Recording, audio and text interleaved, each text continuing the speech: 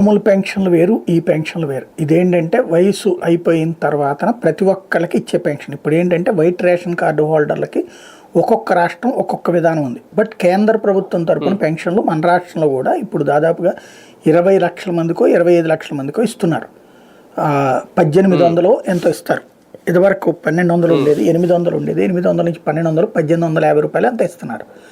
అయితే అదేం చేస్తున్నారంటే రాష్ట్ర ప్రభుత్వం పేర్లు పంపిస్తుంది, వాళ్ళకి ఆ లెక్కలకి డబ్బులు రాష్ట్రానికి పంపిస్తే రాష్ట్ర ప్రభుత్వం దానికి మిగతా జమ వేసేసుకుని మిగతా ఈ పెన్షన్ స్కీమ్లో ఇచ్చేస్తుంది. యాక్చువల్గా ఇది ఇప్పుడు ఇచ్చే సామాజిక పెన్షన్లో కలిసిపోతున్నాయి. అదే అనేది అట్లా అవును. కాబట్టి అలా కాకుండా అదేంటి మామూలు పెన్షన్ సిస్టమ్.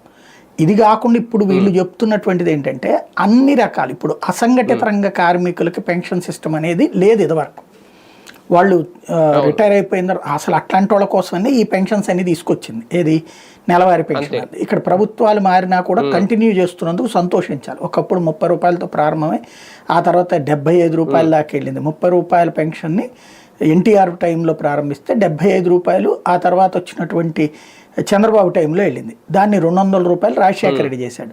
మళ్ళీ దాన్ని 1000 రూపాయలు చంద్రబాబు నాయుడు చేశాడు. దాన్ని 2000 రూపాయలు మళ్ళీ చంద్రబాబు దిగిపోయే టైంలో తనే చేశాడు. ఏది జగన్మోహన్ రెడ్డి అప్పుడు 2000 ఇస్తానన్నాడు కాబట్టి తనే 2000 చేశాడు. ఆ తర్వాతన జగన్ టైంలో అది 3000 రూపాయలు.